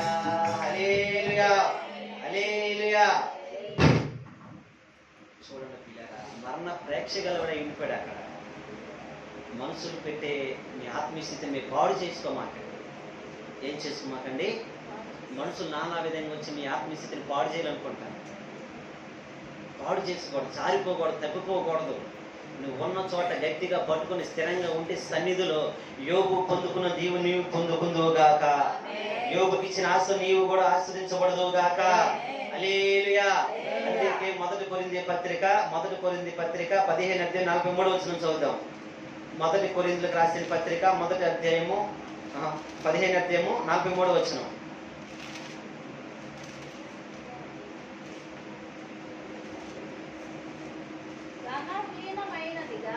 ఘనహీనమైనదిగా విత్తబడి మహిమ గలదిగా లేపబడును, బలహీనమైనదిగా విత్తబడి బలమైనదిగా లేపబడి. దేవునికి స్తోత్రాలు చెల్లిద్దాం. హల్లెలూయా. ఇక్కడ చెప్తున్నాడు చూడండి పిల్లరా, అపోస్తలుడైన పౌలు గారు కొరింథీయులకి, ఘనమైనదిగా విత్తబడి మహిమ గలదా లేపబడును, బలహీనమైనదిగా విత్తబడి బలమైనదిగా లేపబడును. దేవునికి స్తోత్రాలు చెల్లిద్దాం. ఎంతమందిని బలహీనపరిచినా, ఎంతమందిని ఆత్మస్థితిని పాడు చేయాలనుకున్నా, ఎంతమంది నేను శోధించినప్పటికీ ఆ బలహీనపరిచే ఆత్మ నుంచి తప్పించబడే నువ్వేం చేయాలంటే బలహీనరాలుగా విత్తబడి నువ్వు బలవంతురాలుగా లేపబడాలి. ఘనమైన రాలుగా విత్తబడి మహిమ గల దానికి లేపబడాలి. దేనికి స్తోత్రాలు చెల్లిద్దాం. దేనికి స్తోత్రాలు చెల్లిద్దాం. ఇక్కడ ఎలా ఉన్నారంటే పిల్లరా, బలహీనమైనదిగా విత్తబడి నువ్వు బలమైన దానికి లేపబడాలి. ఎవరైతే నేను బలహీన పరచాలనుకుంటా, ఎవరైతే నువ్వు బలహీన రాలు అని చెప్పి నేను అంటున్నారో వాళ్ళ మధ్యలో దేవుడి సన్నిధి ఎలాగుండాలి? బలమైన దానికి లేపబడాలి. దేవుడి స్తోత్రాలు. ఒక బలమైన పాత్రగా నువ్వు ఉండాలి. ఒక బలమైన ఇదిగో దేవుడి సన్నిధిలో ప్రార్థన పర్రాలుగా ఉండాలి. బలమైన సాధనంగా ఉండాలి. ఒక బలమైన మూల స్తంభం సన్నిధిలో ఉండాలి. ఎవరైతే బలహీనరాలు ఇదిగో నీ పక్షం కార్యాలు చేయలేదు, నీ పక్షం అద్భుతాలు చేయట్లేదు, నీ ఆత్మస్థితిని పాడు చేయాలనుకున్న వారి పక్షం ఏం చేయాలంటే స్థిరంగా దేవుడి సన్నిధిలో ఉండి ఒక బలవంతురాలుగా లేపబడదు గాక. దేనికి స్తోత్రాలు చెల్లిద్దాం. దేనికి స్తోత్రాలు చెల్లిద్దాం. దేవుడి సన్నిధి నువ్వు ఎలా ఉండాలంటే పిల్లలు, నీ ఆత్మీయస్థితిని అపవాది పాడు చేయడం చూస్తాం. బలహీన పరచాలనుకున్నప్పుడు నువ్వు ఎలాగ లేపబడాలండి? బలమైనదాలుగా, బలవంతురాలుగా నువ్వు లేవాలి. ఇక్కడ ఘనమైన దానిగా నువ్వు ఎత్తబడి మహిమ గల దానిగా లేపడాలి. దేనికి స్తోత్రాలు చెల్లిద్దాం. హల్లెలూయా. అంటే మన ఆత్మీయ స్థితిని అలా పాడు చేసుకోవాలి. మొదటగా దేంట్లో పాడు చేసుకుంటాం? బలహీనతలు పడతామండి. భౌతిక పరంగా ఆత్మీయ స్థితిని పాడు చేసుకో. రెండోది ఆత్మీయంగా మనల్ని బలహీనపరుస్తూ ఉంటారు. ఇక్కడ దెయ్యము కూడా ఆమె 18 సంవత్సరాల నుంచి కూడా ఏం చేసిందండి? బలహీనపరుస్తుంది. మూడోదిగా చూస్తే ఇంకెప్పుడు మనం బలహీనలు అయిపోతూ ఉంటాం. ఇంకెలా బలహీనలు అయిపోతూ ఉంటాం చెప్పండి, చెప్పాలి. ఎలా బలహీనలు అయిపోతూ ఉంటారు? భౌతికరంగా ధనం సంపాదించాలి, ఉద్యోగం సంపాదించాలని బలహీనలు అయిపోతాం. రెండోది ఏమో ఆత్మీయంగా మనం లాగుతూ ఉంటారు, బలహీన. మూడోది చెప్పాలి, ఎలా బలహీనలు అయిపోతాం మీరు చెప్పండి. ఎవరో ఒక మాట. శరీర అనారోగ్య పరిస్థితులు, శరీరానికి వచ్చే అనారోగ్య పరిస్థితుల నుంచి బలహీన అయిపోతూ ఉంటాం. ఈ బలహీనతలు మనం ఏం చేయాలంటే, అబ్బా నేను ఎన్ని సంవత్సరాలు బట్టి వెళ్ళినా సరే నాకు ఈ జ్వరం తగ్గలేదు, ఎన్ని సంవత్సరాలు బట్టి వెళ్ళినా సరే నాకు ఇక మోకాళ్ళ నొప్పులు తగ్గలేదు, ఎన్ని సంవత్సరాలు బట్టి వెళ్ళినా నాకు బీపీ తగ్గలేదు, షుగర్ తగ్గలేదు అని అంటాం. ఎందుకని తగ్గవు? నేను నోరు పట్టుకోవు కాబట్టి. ఎందుకని తగ్గవు? నువ్వు ఇంట్లో సరిగ్గా కూర్చోలేవు కాబట్టి. కొండలు ఎక్కేస్తా, మెట్లు ఎక్కేస్తా, దేవుడి సన్నిధికి వస్తే మోకాలు అయిపోతాయి. కానీ దేవుడి సన్నిధి మనం రాలేము. ఇంకా తగ్గుతాయా?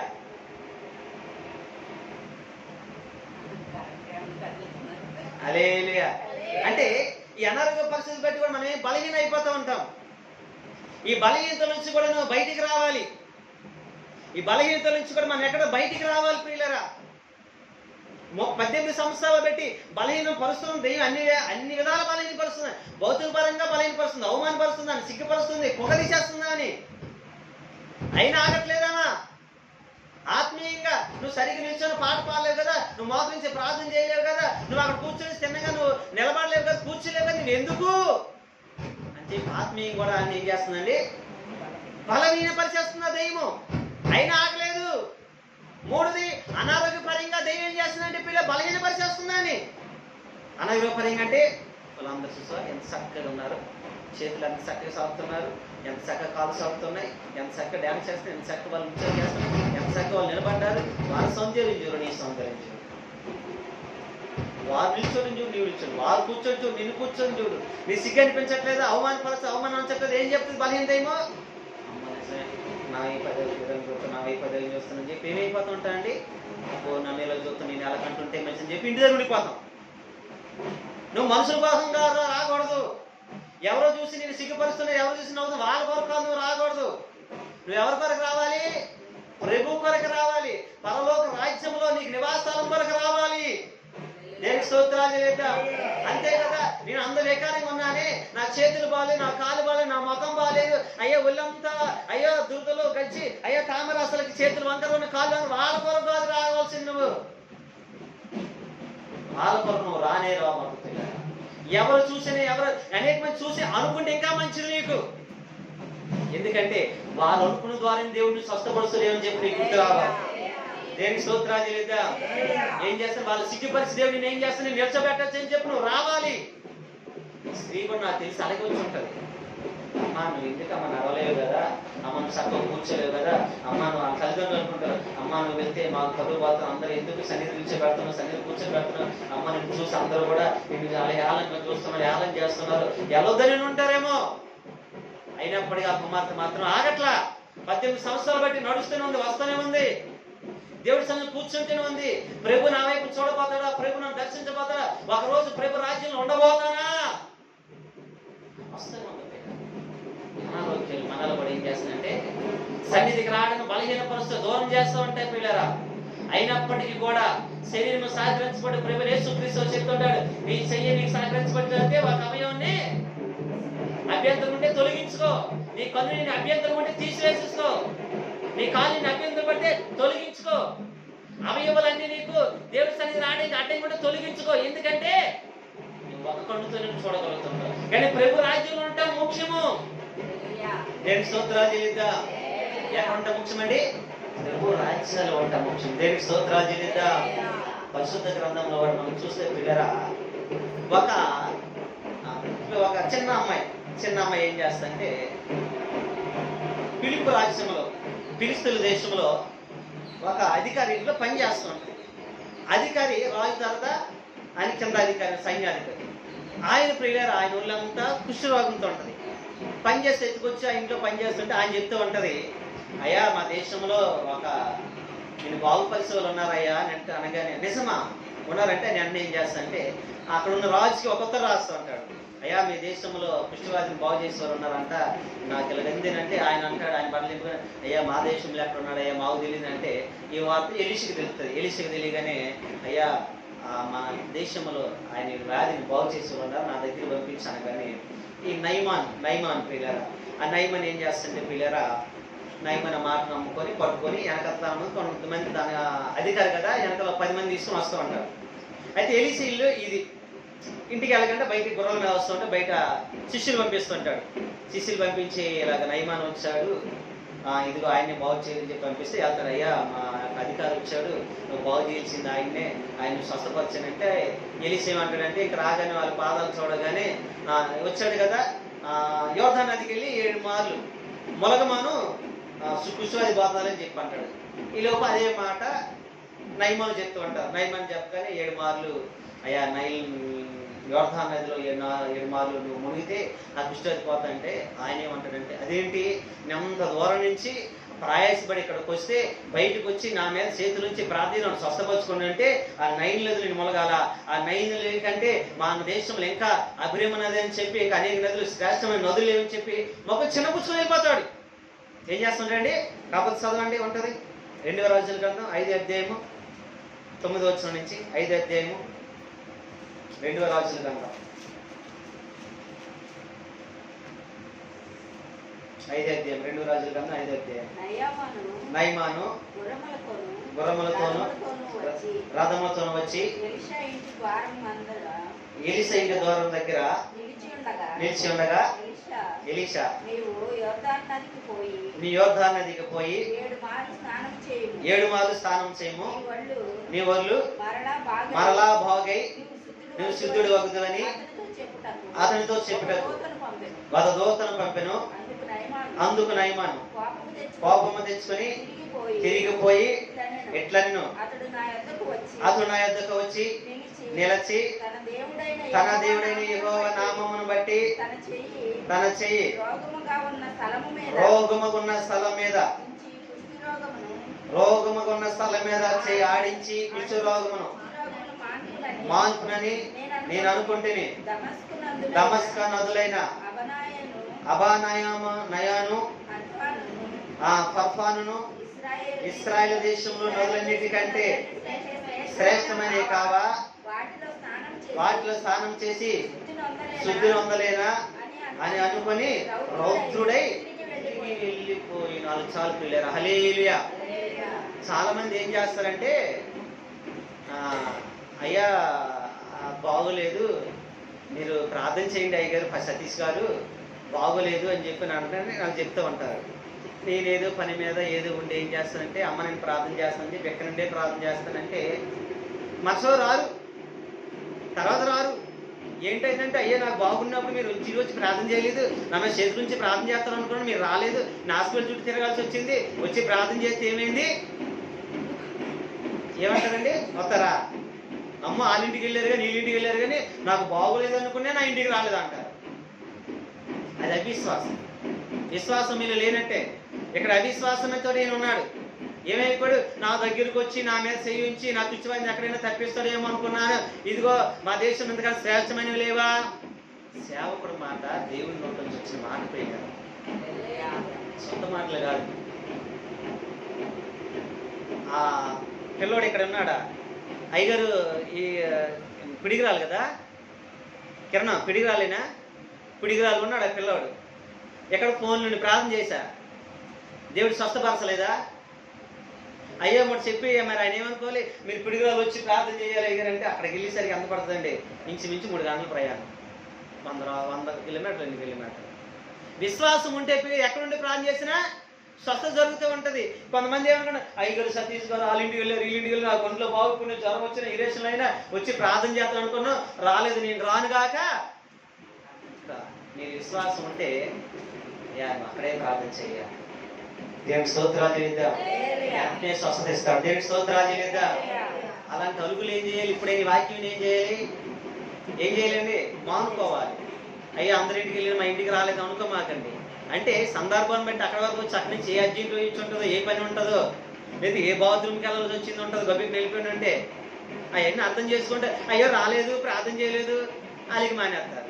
మీరు ఏం లేనట్టు, విశ్వాసం లేనట్టు, ఇంకా అవిశ్వాసాలు అయినట్టు ఇంక దేవుడు కార్యం చేయడు. కనుక నయమాన్ని కూడా ఏమేమి ఇచ్చాడు? ఏమనుకుని వెళ్ళిపోతాడు రౌతుడై. తర్వాత చదవండి ఏం చెప్తూ ఉంటాడు? అయితే అతన్ని దాసుల్లో ఒకడు వచ్చి ఆయన నాయనా ఆ ప్రవక్త ఏదైనా ఒక గొప్ప కార్యము చేయమని నియమించిన ఎడల నీవు చేయకుందువా?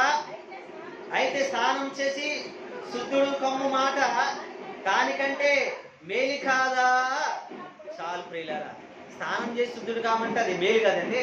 పండగకి అన్నాడా, నాకు ధనాలు ఇవ్వమన్నాడా, నాకు బంగారు ఇవ్వమని, ఉపాసన చేయమని అంటే ఏదైనా అభ్యంతరం చేయొచ్చు. స్నానం చేయంటే అది అభ్యంతరమా?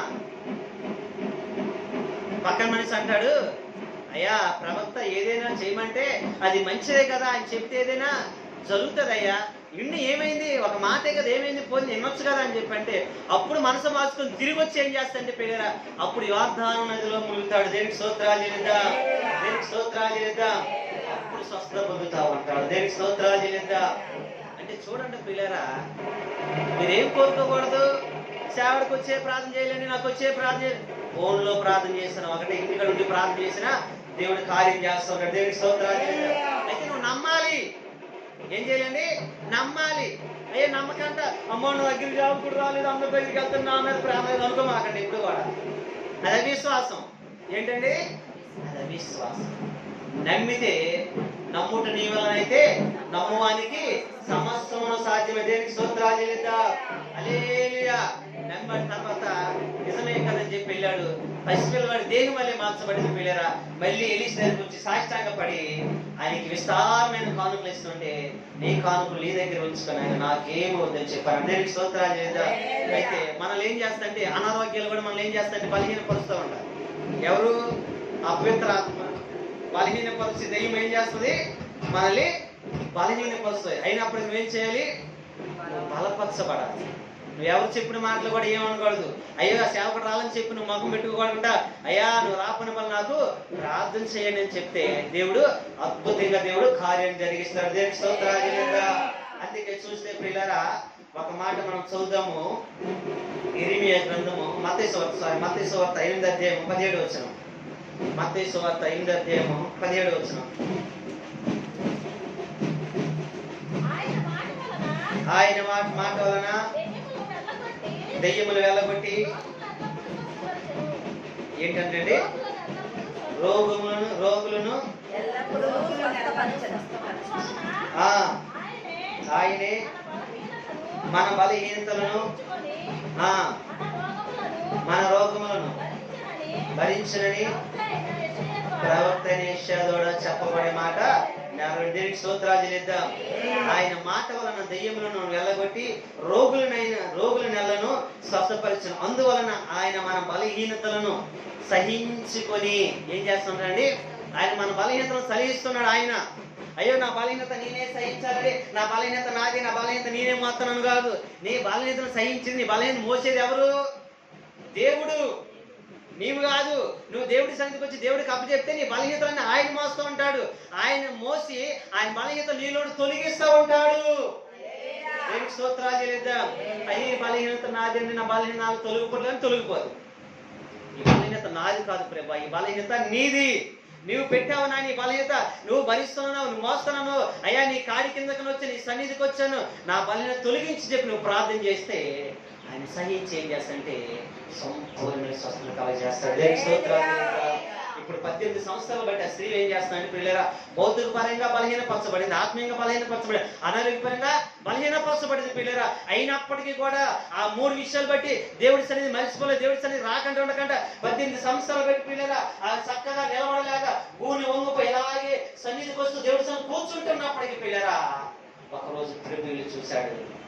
ప్రభువులు చూసి ఎంతగా మాత్రం చక్కగా నిలబడి ప్రభువులు చూసి అమ్మా దగ్గరికి రాదన్నాడు. నీ బలహీనత నీవు తొలగిపోయింది, చేతి నుంచి ప్రార్థన చేయగానే స్వస్థత ఇచ్చాడు దేవుడు. దేవుని స్తోత్రాలు చేద్దాం. చక్కగా నిలబడేట దేవుని నామమును మహిమపరుస్తున్నాం. దేవుని స్తోత్రాలు చేద్దాం. హల్లెలూయా. ఈరోజు నీ బలహీనతను చూసి నువ్వు దేవుడి సన్నిధి దూరం అవుతున్నావేమో, నీ ఆత్మీయ బలహీనత చూసి దూరం అవుతున్నావేమో, అనారోగ్య బలహీనత చూసి దూరం అవుతున్నావు, నీ ఆర్థిక పరిస్థితుల్లో బలహీనత చూసి దూరం అవుతున్నావు. అయితే దేవుడు చెప్తున్నాడు చర్చ మాట, ఆయన మన బలహీనతను భరించే దేవుడు. అది ఆర్థిక పరిస్థితి బలహీనత అవ్వచ్చు, ఆత్మీయ స్థితి బలహీనత అవ్వచ్చు, అనారోగ్య పరిస్థితి బలహీనత అవ్వచ్చు. ఏ బలహీనత నేను భరించే దేవుడు. ఆయన భౌతిక పరంగా ఇదిగో ధనం లేదు కదా ప్రభు దగ్గర అనొచ్చు, ఆయన ఈ లోకము కంటే పిల్లరా ఆయన ఐశ్వర్యవంతుడైన సకలమును నీకు సముద్రం నడిపించగల దేవుడు. భౌతిక పరంగా నేను బలపరిచే దేవుడు ఆయన. ఆత్మీయంగా ఇదిగో బలహీనరాలు ఉంటే ఇదిగో ఆత్మీయంగా నేను బలపరిచే దేవుడు ఆయనే. ఒకవేళ అనారోగ్యంగా బలహీనంగా ఉంటే అనారోగ్యం విషయంలో కూడా ఆ దెయ్యం విడిగొట్టి అంటే దేవుడు ఏం చేస్తాడు పిల్లరా ఆయన చక్కగా నిలబడి చేస్తాడు. దేవుని స్తోత్రాలు హల్లెలూయా. ఇంటికి పిల్లలు నువ్వు ఎలా ఉండాలంటే బలహీనరాలకు విత్తబడి బలవంతురాలుగా లేపబడాలి, ఘనమైనదిగా విత్తబడి మహిమ గలదా లేపబడాలి. ఎందుకంటే ఆయన మన బలహీనతలన్నీ కూడా ఆయన మోస్తున్నాడు. నేనేమనుకుంటా అంతే, నువ్వేమనుకుంటే అయ్యో నా బలహీనతలు, నా ఇంట్లో బలహీనతలు ఉన్నాయండి, నాకు ఇన్ని బలహీనతలు ఉన్నాయి, నీవే అనుకుంటే నీవే. ఆయన ఏం చెప్తున్నాడు? నీ బలహీనత నేను మోయిచున్నాను. మన బలహీనతలు ఆయన మోస్తూ మనకేం కలుగు చేస్తానంటే సంపూర్ణ ఆరోగ్యం, సంపూర్ణ స్వస్థత, ఆత్మీయ స్థితి, భౌతికమైన ఆశీర్వాదాలు ఆయన కుమ్మరిస్తున్నాడు పిల్లరా. అందుకే చర్చ మాట ముగించుకొని మనం ముగించుకుందాము. ఏప్రిల్ రాసిన పత్రిక 11వ అధ్యాయం 34వ వచనం. ఏప్రిల్ రాసిన పత్రిక ఈ మాట సంధించుకొని ముగించుకుందాం. ఏప్రిల్ రాసిన పత్రిక 11వ అధ్యాయం 34వ వచనము. ఏప్రిల్ రాసిన పత్రిక 11వ అధ్యాయం 34వ వచనము. అగ్ని బలమును చల్లార్చిరి, ఖడ్గదారును తప్పించుకొనిరి, బలహీనులుగా ఉండి బలపరచబడిరి, యుద్ధములో పరాక్రమశాలులైరి, అన్యుల శానును పారదోలిరి. దేనికి స్తోత్రాలు చేద్దాం, దేనికి స్తోత్రాలు చేద్దాం. చూస్తే పిల్లరా, ఇక్కడ మనం చూస్తే అంట అగ్ని బలము చల్లార్చిరి, ఖడ్గదారును తప్పించుకుని బలహీనులుగా ఉండి బలపరచబడిరి, యుద్ధములో పరాక్రమశాలురై అన్యులను ఆశాలను పారదోలిరి. దేనికి స్తోత్రాలు చేద్దాం. అగ్ని వంటి శ్రమలు అంటే ఏం చేశారంటండి? సల్లార్ చేశారు. అగ్ని వంటి శోధనలు సల్లార్ చేశారు. దేని ద్వారా? దేవుని ఆత్మ ద్వారా, దేవుని శక్తి ద్వారా, దేవుని ప్రార్థన ద్వారా, నువ్వు ఆశ్రయించిన విశ్వాసము ద్వారా. అదే అంట అగ్ని ఏం చేశారు? సల్లార్ చేశారు. ఖడ్గదారులను తప్పించుకున్నారు. ఆయన మీదకి వచ్చి నీటిని కత్తినంగా వాళ్ళు ఏం చేసి తప్పించుకున్నారు. తర్వాత చూస్తే పిల్లరాలు పరాక్రమమా శాలులైరి, అన్యుల శాలను వాళ్ళే బలవంతులు అయిపోయారు. ఇప్పుడు అన్యులను పారదోలు అంటే బలహీనలన్నిటిని కూడా పారదోలేరంట. దేనికి స్తోత్రాలు చెల్లిద్దాం. ఈ రోజు ప్రియులారా 18 సంవత్సరాలు బట్టి బలహీనపరుస్తున్న ఈ దెయ్యము ప్రియులారా, బలహీనపరుచు దెయ్యాన్ని దేవుడు ప్రియులారా ఆమెను పాల్గొనడానికి కారణం ఏంటంటే, ఆమె ఎలా ఉంది ప్రియులారా? భౌతిక పరంగా బలహీనురాలు, ఆత్మీయంగా బలహీనురాలు, అనారోగ్య పరంగా బలహీనురాలు అయినప్పటికీ కూడా మందిరం విడిచేట్లా ప్రతి విశ్రాంతి మందిరానికి తప్పిపోలేదు ప్రియులారా. తప్పిపోకుండా దేవుడి సన్నిధిలో ఆమె నిలబడింది కాబట్టి ఆమె ఇప్పుడు అగ్నిని సల్లార్ చేసింది, ఖడ్గాన్ని తప్పించుకుంటుంది, పరాక్రమశాలు అన్నిని పారదోలినట్టుగా ప్రియులారా ఆమె బలహీనురాలు వెత్తబడి బలవంతురాలుగా చక్కగా లేపబడింది. దేవునికి స్తోత్రాలు. హల్లెలూయా. ఈరోజు నీవు నేను కూడా ఏం చేయాలంటే ప్రియులారా, మన బలహీనతలన్నీ యేసుకు అప్పగించుకుంటే ఆయనే మనకి ఎన్ని సంవత్సరాలు బట్టి ఏ బలహీనతను అవ్వచ్చు. ఇంత విజయమ్మ గారు సాక్ష్యం చెప్పారు. ఎన్ని సంవత్సరాలు బట్టి మందులు వాడుతున్నారు? 3 సంవత్సరాలు బట్టి మందులు వాడుతున్నారు. రోజుకి ఎన్నండి? ఫస్ట్ 20, 15, 10, 5, 4 ఇప్పుడు ఏంటండి 3లోకి వచ్చింది. కారణం ఏంటి? కారణం ఏంటండి? విశ్వాసముగా దేవుడి సంగ నిలబడ్డాను. నేను అనారోగ్య పరిస్థితుల్లో బలహీనరాలుగా నా ఇంట్లో ఉంటే 20 తోడయ్యేది, 4 టాబ్లెట్లు మింగాల్సి వచ్చేది.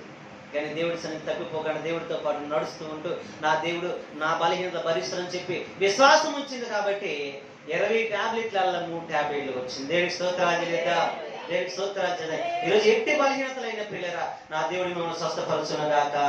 ఆర్థిక పరిస్థితుల బలహీనత నా దేవుడు తొలగించును గాక. ఆత్మీయమైన బలహీనత నా దేవుడు తొలగించును గాక. అనారోగ్య పరిస్థితులు బలహీనత నా దేవుడు తొలగించును గాక. ఇదిగో చక్కగా మిమ్మల్ని దేవుడితో నిలబడి దేవుడి మిమ్మల్ని దీవించి ఆస్వాదించును గాక. హల్లెలూయా. ప్రార్థన చేద్దాం. అగ్ని లాంటి బాణం మీద కొత్తే వాటిని చల్లారించి ప్రభు అని చెప్పి ప్రార్థించేద్దాం. మోకరిందాం, అందరూ కూడా మోకరించి ప్రార్థించేద్దాం. ఎవరు ప్రార్థించేద్దాము. ఆ 18 సంవత్సరాలు పెట్టి అయ్యా స్త్రీ ఏ విధంగా అయితే దేవుడి సన్నిధి మానక వస్తుందో ఈ రోజు ప్రభు నాయన అయ్యా నిజమే ఆమె అయితే అయ్యా ఆత్మీయంగా భౌతిక పరంగా అనారోగ్య పరంగా ఆమె అయ్యా ఉంగిపోయి ఉన్నప్పటికీ నాయన మీ సన్నిధి మానలేదు ప్రభ. మీ సన్నిధిలో ప్రభ నాయన నేను శుద్ధిస్తూ కనపరుస్తుంది నాయన. ఈ రోజు నాయన మేము బలహీనంగా విత్తబడి మేము కూడా బలవంతురాలుగా లేపబడాలి అయ్యా. అయ్యా ఘనమైంది ఎప్పబడి ఎత్తబడి మహిమలుగా లేపబడాలి ప్రభ. అగ్ని చల్లార్చి ఆత్మకు దయచేయండి. నీ సన్నిధానంలో తండ్రి నాయన నీ మహిమాత్మతో నాయన నామని మహిమపరిచి ప్రభు మాకు అనుగ్రహించండి. మాలేనా మా మీద మా పిల్లల మీద ఏర్పాటు చేస్తున్న ప్రతి బలహీనత గల ఆత్మ యేసు నామములో తొలగిపోవనుగాక అని చెప్పి ప్రార్థించేద్దాం. పరిశుద్ధుడా నీకు స్తోత్రములు, స్తోత్రములు, స్తోత్రములు, స్తోత్రములు. ఆశ్చర్యకరుడా నీకు స్తోత్రములు. అయ్యా మా మీద మా పిల్లల మీద నాయన సంఘం మీద ఏర్పాటు చేస్తున్న ప్రతి బలహీనత దెయ్యం యేసు నామములో తొలగిపోనుగాక ప్రార్థిస్తాం. యేసు నామములో తొలగిపోనుగాక ప్రార్థిస్తున్నాం. ఆర్థికంగా అయ్యా తండ్రి నేను భౌతికంగా ఎదలేకుండా బలహీనపరుస్తున్న దెయ్యం యేసు నామములో అయ్యా తొలగిపోనుగాక ప్రార్థిస్తున్నాం ప్రభా. అయ్యా ఆత్మీయంగా ఎదలేకంటే నాయన బలహీనపరుస్తున్న దెయ్యం ఆత్మను యేసు నామములో అయ్యా తొలగిపోనుగాక ప్రార్థిస్తున్నాం. ఆత్మీయంగా ఎదకంటే బలహీనపరుస్తున్న దెయ్యం యేసు నామములో తొలగిపోనుగాక ప్రార్థిస్తున్నాం ప్రభా నాయన. అయ్యా తండ్రి నాయన అనారోగ్య పరిస్థితుల్లో బలహీనపరుస్తున్న దెయ్యాన్ని యేసు నామములో తండ్రి అయ్యా తొలగిపోనుగాక ప్రార్థిస్తున్నాను ప్రభా. మీరే తండ్రి నాయన స్తోత్రం. బలపరచండి అయ్యా. నువ్వు ధైర్యం వహించి నీ కార్యం సఫలపరుస్తానని చెప్తున్నాడు అయ్యా తండ్రి నాయన. ఇంకొక చోట చెప్తున్నాడు ప్రభా. అయ్యా మీరు బలహీనులుగా విత్తబడి అయ్యా బలవంతులు లేపబడదని చెప్తున్నాం తండ్రి. నీకు వందనాలు, స్తోత్రాలు ప్రభువా, నీకే స్తోత్రాలు ప్రభువా. అయ్యా అగ్ని బలాన్ని సలార్చారు ప్రభువా. మా కలను ఆత్మను దయచి మేము భౌతికంగా తగ్గిపోకూడదు. ఆత్మీయంగా మమ్మల్ని ఎంతమంది వెనకలాగినప్పుడు మేము తగ్గిపోకూడదు. ఆత్మీయంగా తండ్రి నాయన మేము జారిపోకూడదు ప్రభు. అయ్యా నీకు స్తోత్రములు ప్రభు, నీకు వందనాలు తండ్రి. అయ్యా తండ్రి నాయన ఏలియా పరిశుద్ధ ఆత్మదేవుడా బలవంతుడైనప్పుడు ఆత్మీయంగా జారిపోయాడయ్యా. అయ్యా తండ్రి నాయన అనారోగ్య పరిస్థితులు లయమాను జారిపోయాడు. భౌతిక పరంగా చూస్తే తండ్రి నాయన సంసోను ప్రభ ఒక న్యాయాధిపతిగా మీరు ఎన్నుకున్నారు, అయినప్పటికీ జారిపోయాడు. బలహీనపరిచి ఆత్మ ఆయన వాళ్ళు బలహీనపరిచింది. సంసోను అయితే ప్రాణాలు కోల్పోయాడు. అయ్యా ఏలి అయితే మరలా తండ్రి నాయన బలం తెచ్చుకుని అయ్యా మరలా తను నిలబడ్డాడు. నయమాను కూడా ప్రభ మరలా నమ్మిన ఆయన విశ్వసించి స్వస్థపరచబడ్డాడు. అయ్యా అయ్యా వాళ్ళు బలహీనతబడి బలవంతులుగా ఏర్పడ్డారు. రిజల్ట్ గొప్ప ధన్యత కృపను నాకు అనుకరించండి. నా మీద, నా కుటుంబం మీద, సంఘం మీద ఏలుబడి చేస్తున్న బలహీనత దెయ్యం వేస్తున్నాము తొలిపోనుగాక ప్రార్థిస్తాను. అది గొప్ప కృపను కలగజేసి ఆ మాటలు మేలుకొల్లో దీవించి ఆశించి వేస్తున్నాము వచ్చిన విషయంగా ప్రార్థన చేస్తాం. ప్రార్థించాలి. ప్రార్థన ఉందా?